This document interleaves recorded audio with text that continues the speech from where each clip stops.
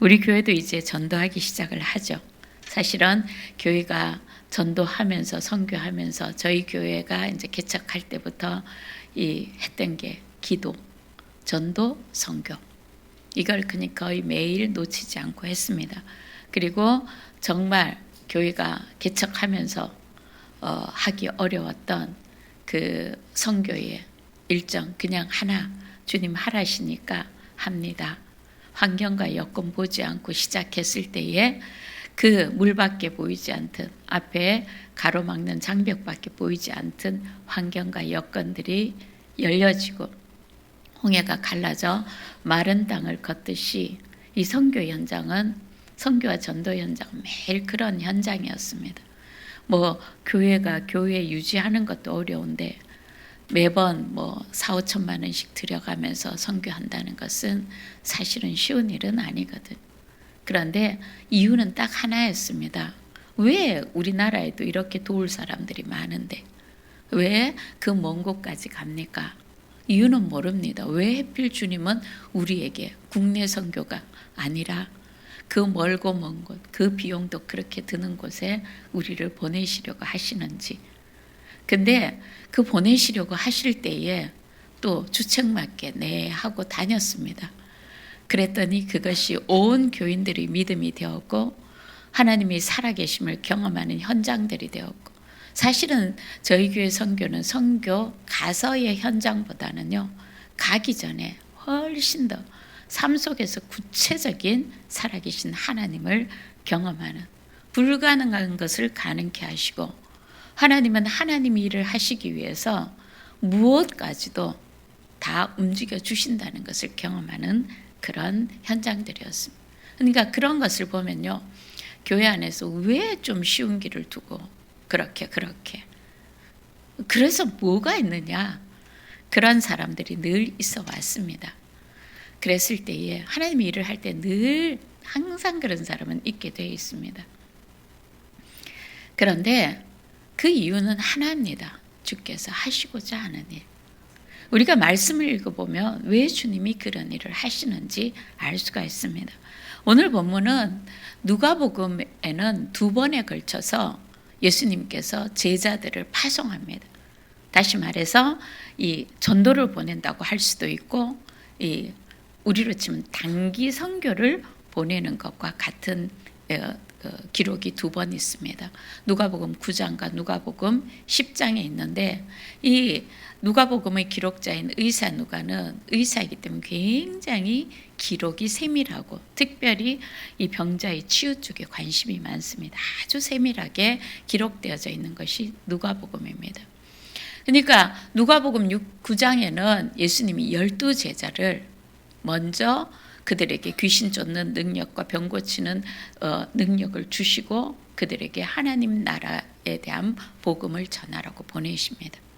그리고 10장에 와서는 또 이 9장의 마지막에 예수님의 제자됨이 무엇이냐, 예수님을 따르는 거다라는 것을 말씀하시고 10장에 바로 다시 예수님을 따르는 70명을 파송하십니다. 그러니까 다시 말하면 이 전도 선교의 규모가 12명에서 70명으로 갑자기 불어난 거죠. 선교팀이 70명이 되어버리는 겁니다. 그러니까 이것은 뭐냐 하면은 이것을 나중에 사도 바울은 이렇게 표현하잖아요. 너희가 때를 얻든지 못 얻든지 예수 그리스도의 복음을 전하라. 이 말은 뭐냐면 너희가 처한 환경과 여건이 복음을 전할 수 있다 없다, 선교를 갈 수 있다 없다, 내가 전도를 갈 수 있다 없다, 상황 여건 따지지 말고 그러한 여건에 처해 있든지 그렇지 못한 여건에 처해 있든지 이 복음을 전하는 것이 예수 그리스도의 제자된 하나님 나라의 백성된 자의 항상 해야 되는 긴급한 일이라는 것을 지금 본문에서 보여주고 있는 것이죠. 자, 그러면서 사실은 예수님도 어떤 의미에서 보면요, 천국에서 이 머나먼 곳으로 이 선교 오신 거잖아요. 하나님 나라에, 그렇죠? 하나님 나라를 전하시기 위해서. 자, 이렇게 누가복음 9장에 나와 있는 12제자를 파송하는 장면이나 이 누가복음 10장에 70명의 이 선교단을 파송하는 장면이나 거의 똑같습니다. 먼저 그들에게 귀신을 쫓아내고 병 고치는 능력을 주시고 그들에게 하나님의 나라가 너희에게 이렇게 임했다라는 걸 전해라 라는 말씀을 주시면서 그들에게 당부를 하십니다. 너희들은 어느 곳에 가들지라도 이 옷은 여분의 옷을 가지고 돈주머니를 차고 돈을 준비해서 가지 말아라. 그리고 너희들을 영접하는 그곳에서 머물러라. 그들이 너희를 대접하는 대로 그 대접을 받아라. 좀 더 좋은 대접을 받기 위해서 이 집 저 집 옮겨 다니지 말아라. 뭐 이런 거. 너희 복음을 받지 않으면 그냥 떨쳐버리고 나와라. 이렇게 똑같습니다. 그러면서 이제 이 1차 12명의 선교 내용은 제자들이 나가서 각 마을에 다니면서 복음을 전하고 병을 고쳤더라. 이렇게 이 1차 전도여행, 선교여행이 마무리가 됩니다. 그리고 이제 2차 파송 장면.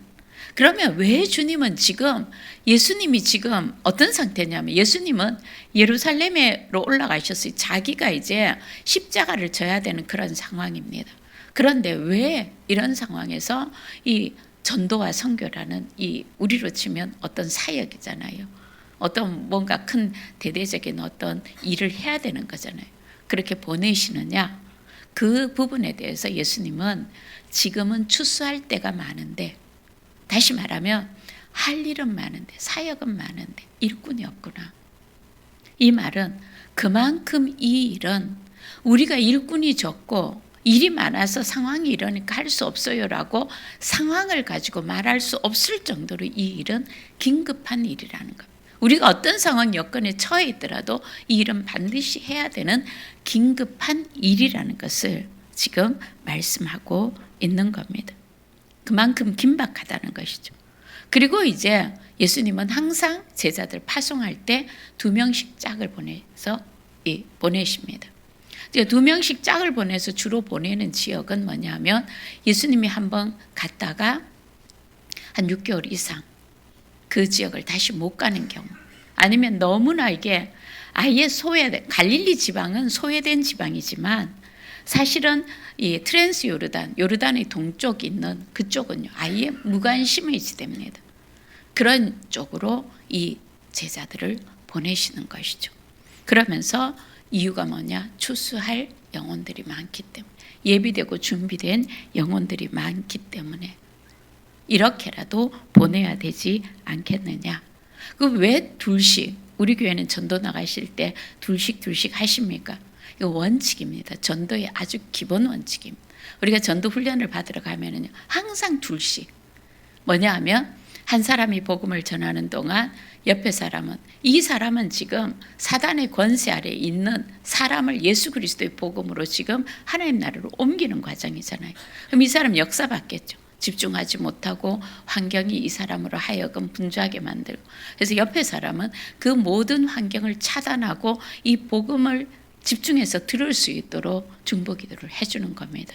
방해를 차단하는 역할을 하고 이 영혼이 하나님께로 돌아오는 그 역할을 할 수 있도록, 그렇게 이게 잘 맞아야 됩니다. 팀이 서로가 서로 의지하고 위로하고 지지하면서 그 하나님 나라를 위해서 그렇게 해 나가는 것이죠. 그러니까 전도할 때는 항상 짝이 있어야 됩니다, 여러분. 익숙한 짝. 그렇죠? 그러니까 눈치가 빨라야죠. 지금 막 복음을 전하고 있는데 옆에서 그럼 옆에서 눈치껏 그 모든 것 상황 종료 딱 해주는 겁니다.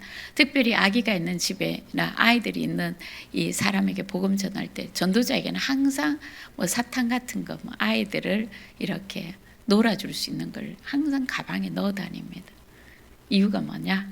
걔네들에게로부터 이 아이들이 방해하는 것을 막기 위해서. 그런 게 이제 이 전도를 하다 보면 눈치가 생기는 것이죠. 그러면서 주님이 이 전도 단들은 마치 이들은 하나님 나라의 양이잖아요. 양을 이리 가운데 보내는 것 같다.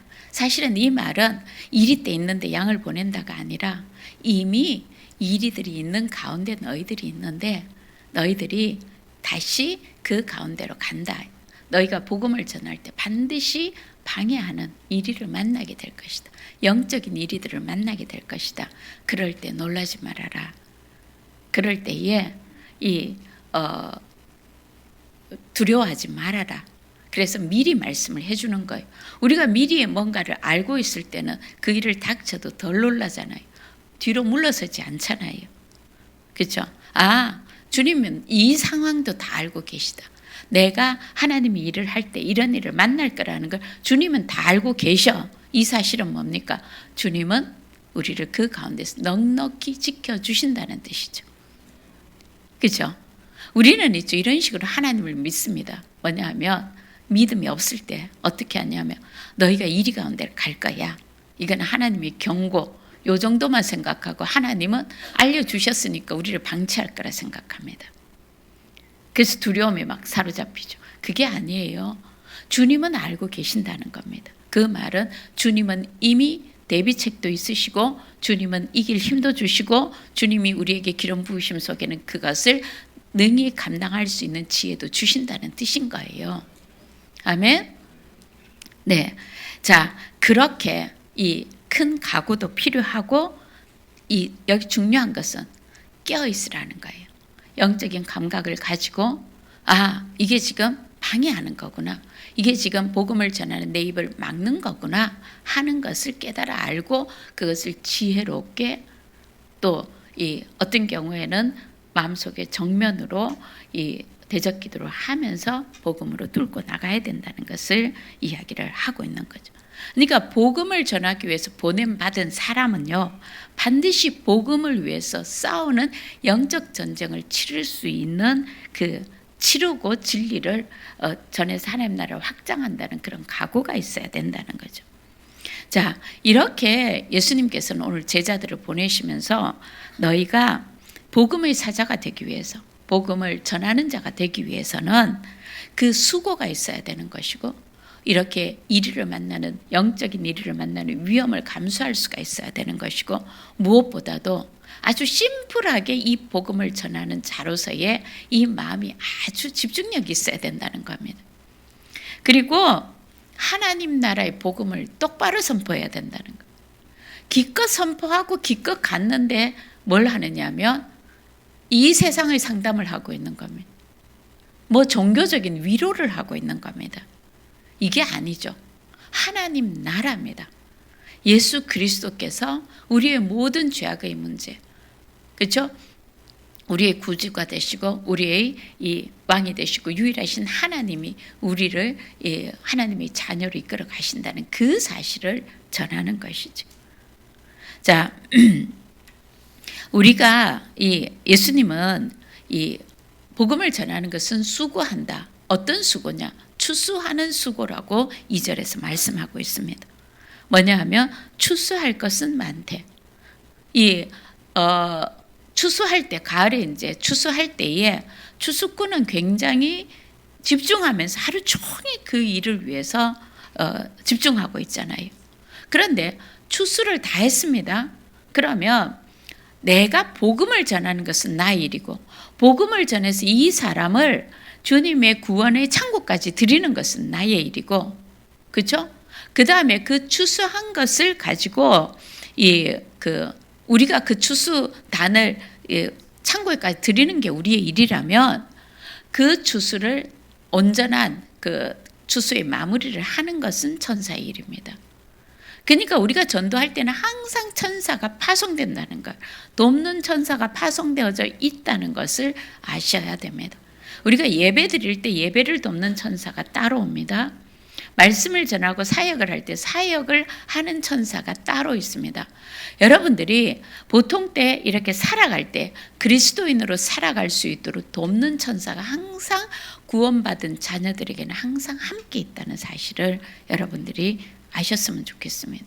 그래서 이 사실을 진짜 본인이 경험을 한 분이 이분은 나중에 이제 이렇게 얘기하다. 자기가 사역을 다 하고 나면 이 사역한 천사에게 이야기를 한대요. 사역을 도와줘서 고마워. 고맙다고. 우린 주님께만 하잖아요. 그렇게 알아주는 것도 믿음이잖아요. 그러니까 그 천사들도 되게 좋아하는 거예요. 그렇죠? 자, 이렇게 어떤 한 사람이 구원을 받아서 하나님의 주님의 그 창고에까지 다녀올 때까지 하는 것, 이거는 우리들의 몫입니다. 그렇죠? 이거는 이 회심자들이 되게까지 하는 것은 우리들의 몫이고, 이 사람이 진짜 회심자로서의 하나님의 자녀가 되게 하는 그 가장 근원이 되는 건 뭐예요? 이제 그 추진력은 뭐냐면 성령님이시죠. 그렇죠? 예수 그리스도께서 하신 일을 그 사람에게 믿어지게 하고 적용되어지게 하고 그 사람이 하나님의 자녀로 살아갈 수 있도록 그 믿음을 갖게 하시는 것은 성령님의 역사지만, 그러니까 성령님과 우리의 동력의 사역인 것이죠. 그래서 이 선교와 전도를 복음 전도로 일평생을 살았던 사도 바울은 우리가 하나님의 사역자요 하나님의 동력자라고 그렇게 표현을 하고 있는 겁니다. 그렇죠? 자, 이렇게 보냄받은 사람이 지금 누가복음에 12명과 70명이 있잖아요. 성경의 숫자는 특별히 유대인들은 이 숫자에 굉장히 큰 의미들을 부여하거든요. 그러면 예수님이 먼저 12명을 보내셨습니다. 그 12명, 예수님이 먼저 세운 12제자는 구약의 이스라엘의 12지파와 같은 역할을 한다. 그렇게 생각하시면 됩니다. 그것을 상징한다. 12지파의 대표라고 생각하시면 되고요. 그 다음에 70인을 보내잖아요. 70은 이 열방을 향한 숫자거든요. 그러니까 70은 다시 말하면 야곱이 그 가나안 땅에서 애굽으로 들어갈 때 이스라엘의 백성이 70명이었습니다. 백성이 아니라 가족이. 그러니까 다시 말하면 이 70명은 온 이스라엘, 신약으로 표현하자면 온 예수 그리스도의 몸된 교회를 상징한다.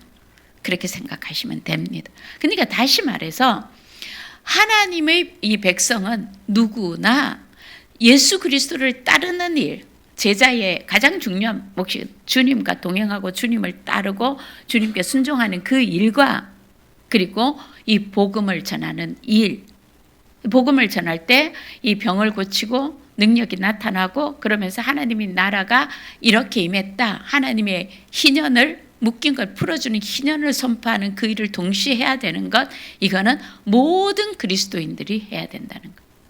보통 때는 기도해도 아무 일도 안 일어나던 사람도요, 선교 현장에 가서요 진짜 기도하면요 치유가 막 일어납니다. 역사가 막 일어납니다. 이유가 뭡니까? 내가 지금 하나님 나라를 선포하고 있는 이 일을 성령께서 확증지어 주시는 겁니다. 그렇게 해서 그 사람의 치유가 일어나면 보십시오, 이렇게 하나님의 나라는 이루어지는 겁니다. 당신에게 임했습니다. 예수 그리스도께서 이 일을 위해서 십자가를 지셨습니다. 그 예수 그리스도의 사역 때문에, 십자가와 부활 그 사건 때문에 지금 당신에게도 이렇게 하나님의 나라, 하나님의 희년이 선포되어졌습니다. 이렇게 직접적으로 성령께서 그것을 증거해 주신다는 것이죠. 자, 이렇게 우리가 복음을 전할 때 있죠. 여기 중요한 게 있습니다. 뭐냐 하면 이 복음은요, 우리가 전하는 이 복음은, 메시지는요, 사람의 생사가 갈린 일입니다. 누구를 조금 더 위로하고 누군가 조금 더 기운 얻게 하는 그런 문제, 그다음 종교적으로 뭔가 조금 더 회복되게 하는 그런 문제가 아니에요. 복음은 그 사람의 삶과 죽음, 생사가 걸려있는 그런 문제라는 거죠. 그러니까 복음을 전하는 사람은 내가 전하는 이 복음이 이 사람의 영원한 생명과 영원한 죽음을 오늘 결정짓는다라는 그 마음의 이 중심에 그게 정말 필요합니다. 그 간절함이 정말 필요한 거예요. 그걸 가지고 누군가에게 전했을 때 여러분 태도에서 이 사람이 집중하는 게 달라집니다. 그 사람이 주목하는 게 달라진다. 도대체 뭐가 있길래 생전 처음 보는 이 사람이 나에게 이렇게까지 이럴까? 그렇지 않겠습니까, 여러분? 그렇죠. 우리가 전도하고 선교하는 것의 모든 추진력과 이끌어 가시는 분은 주님이십니다. 그렇죠? 주님이십니다. 그리고 이 선교와 전도 누구를 보내고 어디를 보낼 건가 이걸 추진하시는 이도 계획하시는 이도 예수님이십니다. 이 모든 것들을 총괄하시는 분이라니까요. 그러니까 우리는 그곳은 가야 되는데 그곳은 안 가야 되는, 사실은 우리 쪽에서는 취사 선택의 여지가 없습니다. yes 아니면 no밖에 없는 거죠. 그런 겁니다, 여러분. 자, 그럴 때에 이 전도자의 태도는요, 한 마음이어야 된다는 것. 이게 무슨 말이냐면 4절을 한번 같이 읽어보겠습니다. 전대나 배낭이나 신발을 가지지 말며 길에서 아무에게도 무난하지 말며. 무슨 말입니까? 길 가다가 아는 사람 있으면 그 사람 갖고 오랜만이니까 카페 들어가서 차 한잔 마시고, 이거 하지 말라는 거예요. 뭐냐 하면은 전도자는 좀 심플하게 살아라는 겁니다. 주님의 일을 위해서 보내심을 받았다면 자기가 좀 간단하게 살 준비가 되어 있어야 되는 겁니다. 월요일은 초등학교 동창 만나서 카페에 가고, 이 화요일은 대학 동창 만나서 이 여행 한번 가고, 이거 하지 말라는 거예요. 물론 우리가 주님의 복음을 전하기 위해서 그런 만남들을 가져야 됩니다. 그런데 소일거리로 그렇게 살아가는 것, 그렇죠? 오늘은 이 카페, 내일은 저 카페. 요즘 그러고도 살잖아요. 그렇죠? 그런 식으로 이 시간들을 허비하지 말라는 겁니다. 뭐냐 하면 쓸데없이 사람들을 만나지 말라는 거죠. 이유가 뭡니까? 시간은 우리에게는 시간의 제한이 있다는 거예요.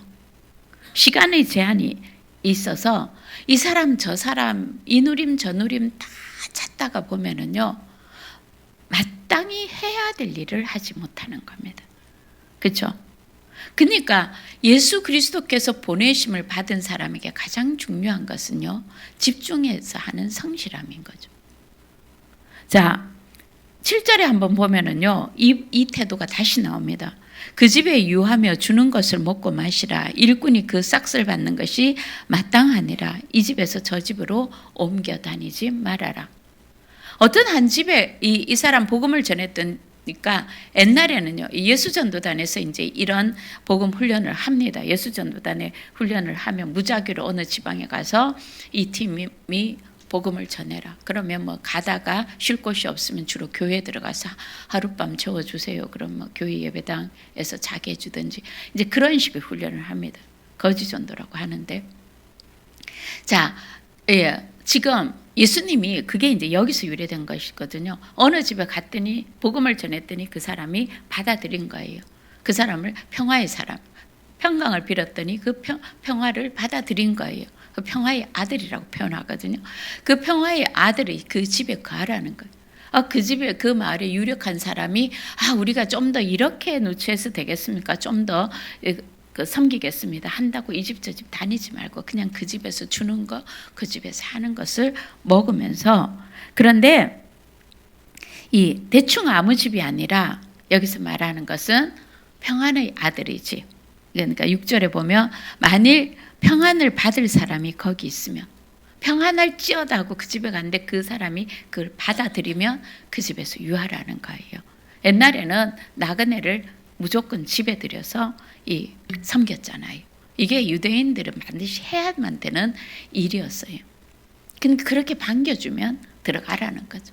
그러면서 바로 그 집에 머물러서, 이거는 이제 12명의 전도자나 70명의 전도자가 다 이렇게 하라고 말씀하셨습니다. 그러면서 거기서 고맙습니다. 그게 아니라 뭐냐 하면 일꾼이 그 싹스를 받는 것이 마땅하니까, 다시 말하면 이겁니다. 나중에 이게 사도 바울도 이렇게 표현합니다. 복음을 전한, 말씀을 가르치는 자가 말씀을 배움을 받는 사람들이 그 사람을 의식주를 책임져야 되는 것은 당연한 일이다. 이건 이제 신명기에서부터 나오는 하나님의 말씀이거든. 다시 말해서 일을 하는 소의 입에 망을 씌우지 말아라. 다시 말해서 하나님의 복음을 너희에게 전하는 그 사람의 의식주를 기본으로 책임져야 되는 것은 당연한 일이다. 그래서 갈라디아서 6장 6절에 보면 가르침을 받는 자는 말씀을 가르치는 자와 모든 좋은 것을 함께 하라. 그리고 7절에 6장 7절에 보면 너희가 무엇을 심든지 그대로 되리라. 심지어는요, 예수님의 이름으로 냉수 한 그릇을, 그 선지자에게 냉수 한 그릇을 대접한 사람은 그 선지자의 복을 받으리라. 예수님이 이렇게 표현하거든요. 그러니까 뭐냐 하면은 이 사도 바울도 내가 너희에게 신령한 것을 뿌렸은즉 너희로부터 육적인 것을 거두는 게 과하겠느냐. 이건 당연한 것 아니냐. 이제 이거는 뭐냐 하면은요, 말씀을 전하는 자에 내가 말씀을 배우는 자와 함께 더불어서 이 말씀을 전해준다는 건 뭡니까? 나에게 생명과 하나님 나라의 복음과 영원한 삶이 갈려지는 그 일을 내가 열리는 거잖아요. 그 훈련을 받는 거잖아요. 그러니까 이 제자들은 있죠, 지금 그럼 가서 무엇을 하느냐? 이게 9절. 제자들이 꼭 해야 되는 일이 이겁니다. 9절에 보면은요, 거기 있는 병자들을 고치고 또 말하기를 하나님의 나라가 너에게 가까이 왔다. 그러니까 제자들은 이 전도를 하거나 선교를 할 때 주변에 병든 자가 있는지를 잘 살펴봐야 되는 거예요. 그리고 병든 자가 있으면 반드시 기도해서 그 사람에게 이 병을 치유해주고, 그리고 그에게 하나님의 나라 복음의 메시지를 그들에게 전하라는 것이죠. 그러니까 이런 거 있잖아요. 그러면서 주님이 16절에 이 제자들을 격려합니다. 왜냐하면 이렇게 다니는 일은 그 옛날에 여행 자체가 굉장히 목숨의 위협을 받는 일 아닙니까? 여러분, 우리가 성경에도 기록되어져 있지만 예루살렘에서 여리고로 가는 길은 도적들이 출몰하는 길입니다. 그래서 거기에서 이 선한 사마리아인의 비유가 나오지 않습니까? 그러니까 일상으로 있는 일이에요. 지나가는 여행객들을 터는 거죠. 그리고 광야길을 지나야 되죠. 산을 넘어가야 되죠. 오늘같이 그런 보안과 치안이 되어 있지 않지 않습니까? 그러니까 이 제자들에게 예수님이 16절에 보면은요, 이렇게 위로하십니다. 너희 말을 듣는 자는 곧 내 말을 듣는 것이요, 너희를 저버리는 자는 곧 나를 저버리는 것이고, 나를 저버리는 자는 나 보내시니 하나님을 저버리는 것이다. 여러분, 말씀을 가르치는 자와 주의 종, 진짜 하나님이 종이라고 생각하는 그 사람의 말을 거의 안 듣죠. 특별히 이 시대는 다 하죠. 그런데 그렇죠? 그런데 이것이 진리의 말씀이라고 된다면은요, 이걸 예사로 생각해서는 안 됩니다, 여러분. 여러분, 인생은 어떻더라? 누가 아주 대단한 사람이 철학자가 이랬다더라. 대단한 경제인이 경영인이 리더십을 가르치는 사람이 이랬더라 저랬더라 해봤자 우리의 인생은요, 말씀대로 이루어집니다. 이게 중요한 거예요. 여러분, 살아가면 살아갈수록 정말 주님과 주님의 일들을 하면 할수록 느껴지는 것은 우리 인생은 말씀대로 됩니다. 내가 큰 원칙은 이겁니다. 하나님은 우리가 죄를 지어도 우리를 사랑하십니다.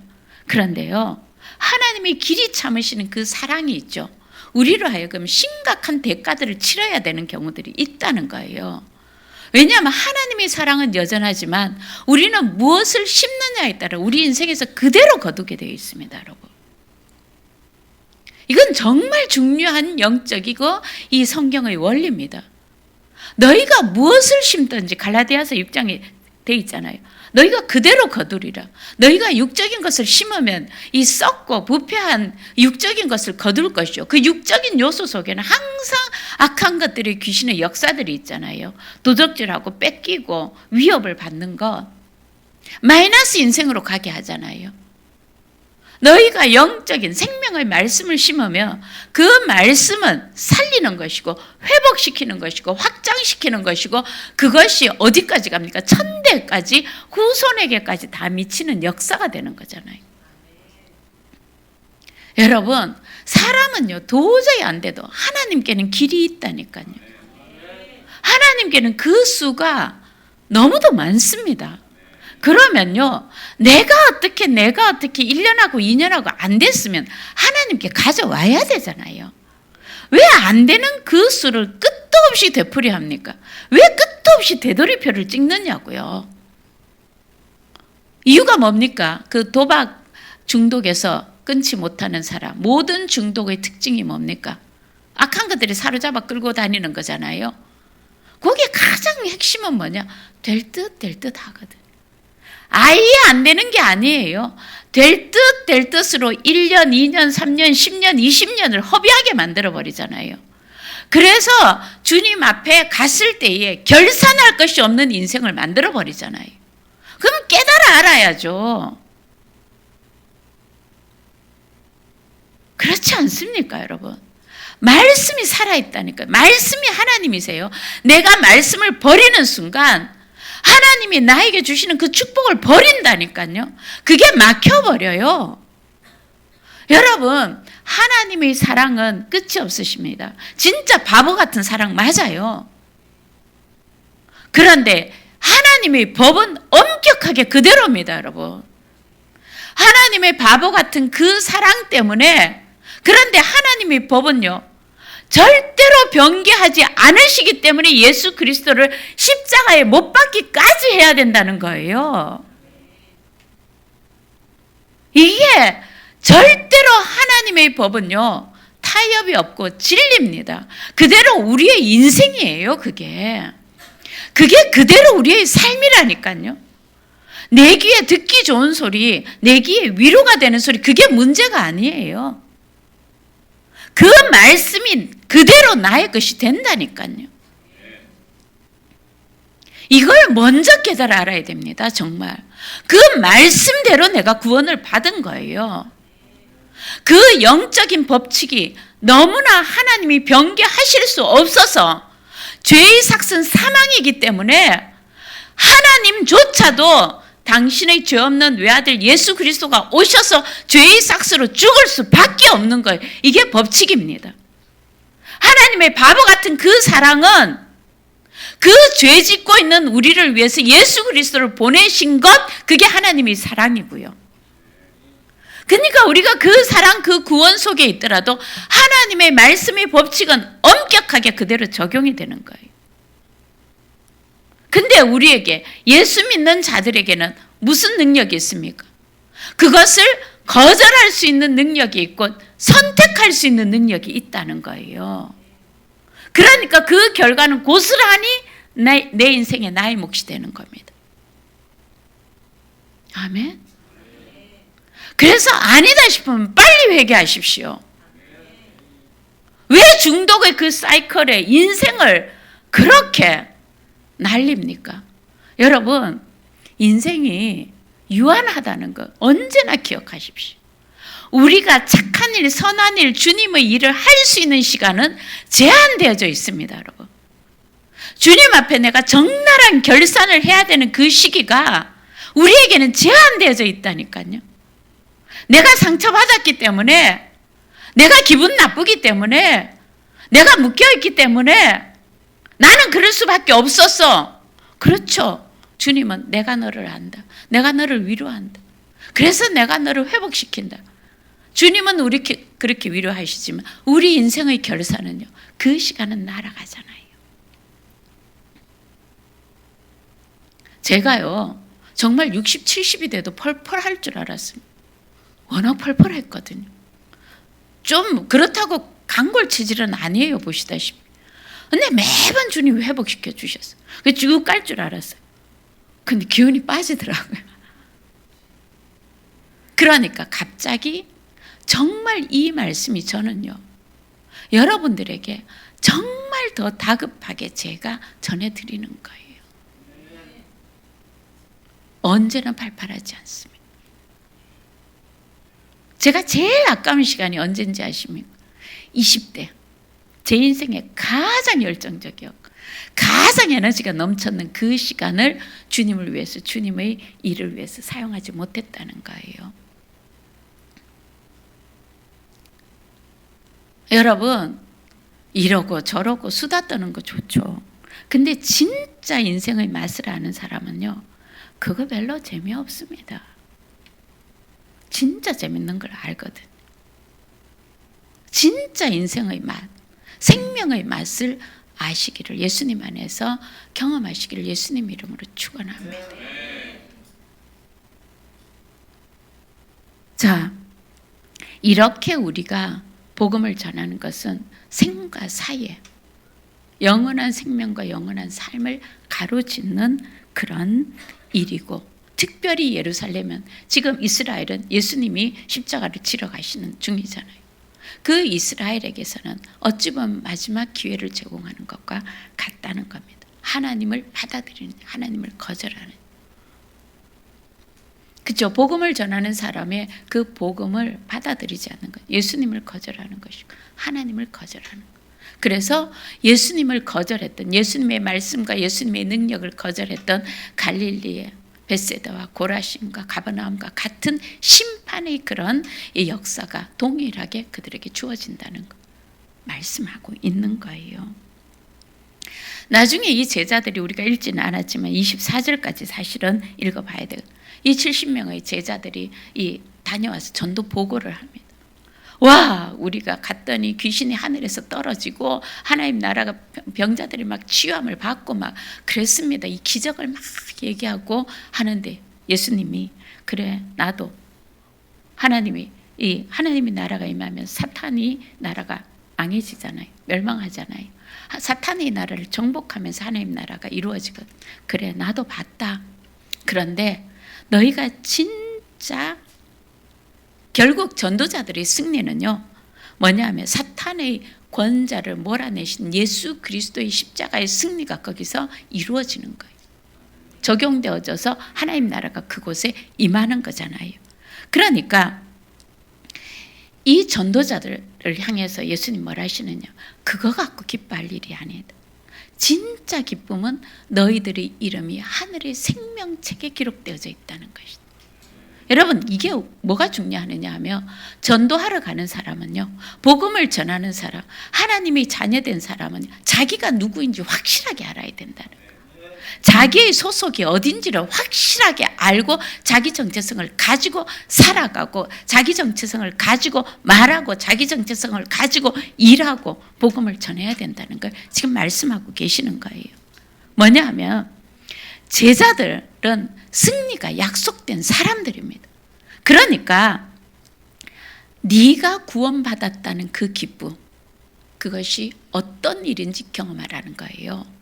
내가 예수 그리스도의 복음을 전했는데 거기에 귀신이 떠나고 병든 자가 치유함을 받고 하나님 나라가 임했어요. 그게 바로 너에게 임한 일이다. 그렇게 네 이름이 하나님 나라의 생명책에 영원토록 누구도 지울 수 없게 그 이름이 기록되어져 있다. 그 구원의 기쁨을 가지라는 거예요. 그러니까 그리스도인들이 가장 기쁨의 원천은 뭡니까? 바로 그 구원의 기쁨인 겁니다. 제가 지난 주에 뭐 이런저런 환경적인 것으로 막 이렇게 비비 돌려서 뒤통수 치는 사람들이 있잖아요. 그런 얘기를 듣고 마음이 조금 그런 거예요. 그 사탄의 공격 언제나 사실을 기반으로 잘하거든. 그런데 제 마음속에 확 올라오는 기쁨이 있었어요. 뭐냐? 그래서 뭐 어떡하라고, 내 이름이, 내가 천국에 사는 사람, 나는 천국이 보장된 사람이야. 요 잠시 요거 갖고 내 마음이 뺏길 리가 없지. 그랬더니 갑자기 있죠, 우울 모드로 딱 들어가기 좋은 그 시점에서 노래와 춤이 막 나오는 거예요. 와, 이게 진짜 멋진 인생이다. 예수 믿는 거는 진짜 멋진 인생이다. 딴 사람이 뭐 왈가왈부 하면 어때? 이보다 더 고상할 수 있을까? 이보다 더 아름다울 수 있을까? 예수 믿는 이 인생만큼 이보다 더 찬란할 수 있을까? 내 손에 뭐가 쥐어지고 안 쥐어지고, 너 손에 있네 없네 가지고 뭐 사람들은, 예수 믿는 사람끼리도 그렇습니다. 여러분, 육적인 크리스찬들이 날리는 그 불화살이 제일 강력합니다. 그런데 그러거나 말거나 이 구원의 기쁨이 있으면 그 불화살이 나에게 닿지를 않는다. 그 구원의 기쁨을 누가 뺏어갈 수가 있겠습니까? 그렇잖아요. 가장 큰 기쁨이 내 이름이 하늘에 기록되어져 있다는 것.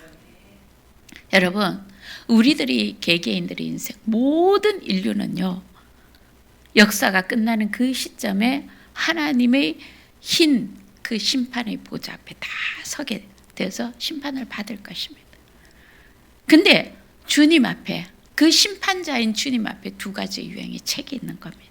요한계시록 20장 12절을 보면요, 또 내가 보니 죽은 자들이 큰 자나 작은 자나 다 보좌 앞에 서 있는데 책들이 펴있고 또 다른 책이 펴졌으나 그 생명책이라. 죽은 자들이 자기 행위를 따라 책들에 기록된 대로 심판. 그러니까 생명책이 있고 행위력이 있는 거죠. 그 책들이라 그랬으니까 행위력이 기록된 책도 있고 또 뭐가 있다는 겁니다. 생명책이 있으면 사망의 책이 있다는 얘기죠.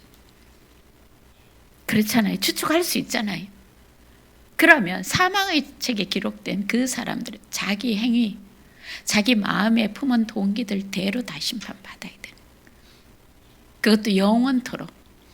여러분 한 주간 동안 내 마음속에 생각했던 악한 생각, 더러운 생각, 뭐 그것 갖고 심판받아도 몇십 년 받아야 될 것 같지 않습니까? 영원토록 심판받는 게 맞아요. 그러니까. 그런데 예수 그리스도를 믿는 그 사람들이 바로 영원토록 심판받아야 될 그 죄악을 예수님이 십자가에서 대신 처리해 주셨다. 뭘 갖고 의뢰하십니까? 뭘 더 갖고 싶습니까? 내가 뭘 더 하나 더 하면 내가 기쁜 인생이 될 것 같습니까? 그 가져보십시오. 안 기쁩니다, 여러분.